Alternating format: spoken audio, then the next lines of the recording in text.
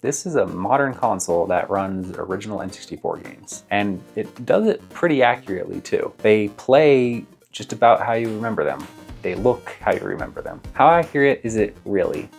Well, let's run some tests to see how it compares to the Analogue 3D, which came out just about a year ago and does a lot of the same things. The test ROM I'm using has about 4,000 tests in it, and it's used to test the accuracy of emulators. There are some pretty rigorous tests.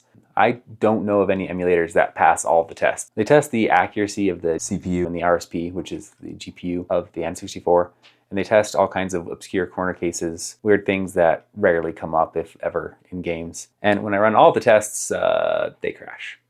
And they actually also crash in the same place on the Analogue. So after removing a few tests, I got it to get through those remaining tests. And of the remaining tests, Analogue 3D failed about 30 of them, while the M3D only failed 8. Before it's even released, the M3D seems pretty good in terms of hardware accuracy. But where it starts to fall apart is the performance tests. These tests compare how long certain tasks take to complete, where each task selects a different bottleneck to see how much faster or slower that part of the device is. The M64 has some catching up to do. You can see at its worst, the RSP is the slowest here. It's about 38% slower. The CPU is only 25% slower, the RAM about 32%. Fill rate is only 10% slower. I actually used these same tests to look at the Analogue last year and found that on the Analogue, the RSP was slower than original N64 hardware. But in the latest update, that's all been resolved. And at this point, the Analogue basically performs as fast as an N64. The N64 is typically bottlenecked by fill rate. It's good to see that the bottleneck is at least the closest in terms of performance. So giving Modretro the benefit of the doubt here, these are pre-release numbers. So as it gets closer to release, they might improve these, or even a year after, like how long Analogue has had, they might be at parity. And while these accuracy and performance tests are interesting, what really matters is, can it play games? Well, yes it can. I ran a few of my favorite games like Ocarina of Time, Star Fox, Mario 64, and Banjo-Kazooie, and they all ran fine. I didn't have any issues. There were no glitches I noticed, no crashes, and it just played how I remember playing these games before. I even did what I call the shooting gallery test with the 8-bit DOE controller here. Now, a lot of third-party controllers on N64 just don't feel right, and it's most obvious, at least to me, when trying to play the shooting gallery in Zelda. Really bad controllers are just way too touchy, where it's impossible to aim. And well, I didn't experience that with this on Modretro. It was maybe a little touchier than original hardware, but still playable. Modretro also sent me their controller. This is a prototype, but I love how it feels in the hand. It's nice and hefty, it feels good, the joystick feels great, and it works wirelessly with Modretro.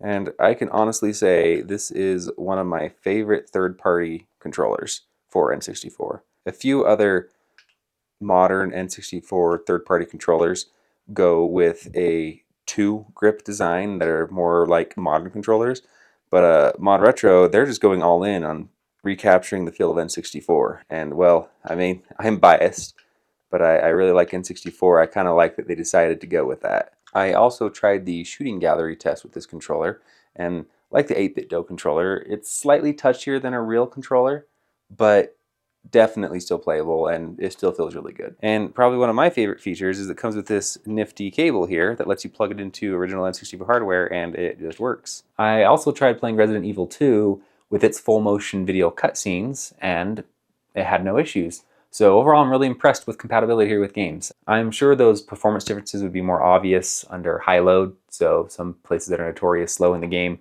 might be even slower. Quick interjection. So I just wanted to talk about this page that I found out about after recording, which is a games compatibility list that Modretro keeps. So you can see most games have no issues, and only 23 have minor, 23 have major issues. Of the minor issues, most of them are just frame rate drops, and about half the major issues are low frame rate. The other half-ish are about crashing. That lines up with kind of my testing where there's just general performance issues, but overall, this is a pretty good score. I'd say they still pass. That is all. It also works fine as a platform for making my own games, which is what I'm most excited for. It runs Junk Runner just fine. It runs Spellcraft just fine, which is the working title of my upcoming game. Subscribe if you want to follow progress of that. Overall, I'd say the Modretro passes the games test. So what are my overall impressions of the M64? Well, I'll compare it to the Analogue for the things I like and don't like. First of all, M64 has a much faster boot up time. You just put in a game, push power, and it boots up in just a few seconds straight into the game.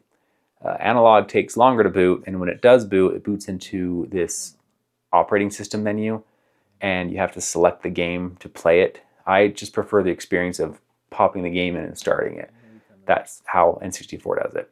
But Analogue implements the reset button better. Let me explain. On the M64, when you push the reset button, it turns the console all the way off and then all the way back on, which is a problem because when using the summer cart to develop, you load a game over USB and then you push the reset button, and it's just supposed to reset the cartridge, which the summer cart would just now boot into that loaded game. But because the M64 powers off entirely, that temporary game that you loaded over USB is lost, and it just boots back into the summer cart menu. Analogue does this better. It just resets the same way the N64 does.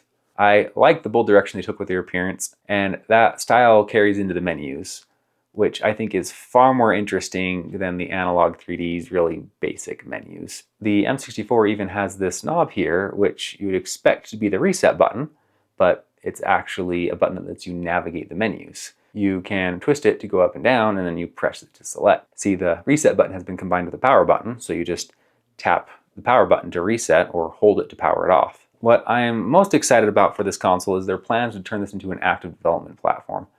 They're making games, and they want to encourage games to be made for this console.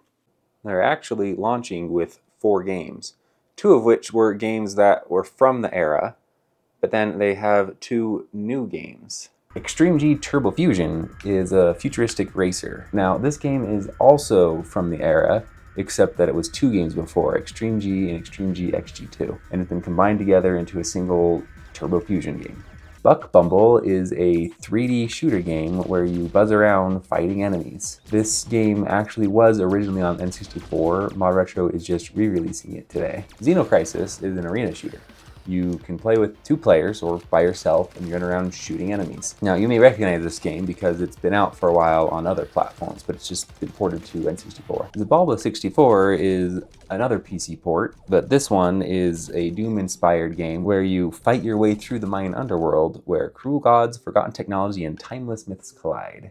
I will be optimizing my games for original N64 hardware, but I do want to take advantage of the overclocking mode, which is still yet to be released, for the M64 to be able to run my games at 60 frames per second, which is something I think modern gamers come to expect. If you don't have an original N64 or just want an upgraded experience, M64 is a good option. It, along with the Analogue 3D, are good ways to experience what I like to make on this channel, whether that be Junk Runner or my upcoming game. And speaking of Junk Runner, I am now selling physical copies of the game. So if you want a cartridge and it will work on M3D or Analogue, you can pick one up here. They are a little back-ordered, so expect some delays before they ship. And I can't promise I will always be keeping these in stock. So if you want one, be sure to pick it up. And as always, thank you for watching, and until next time, take care.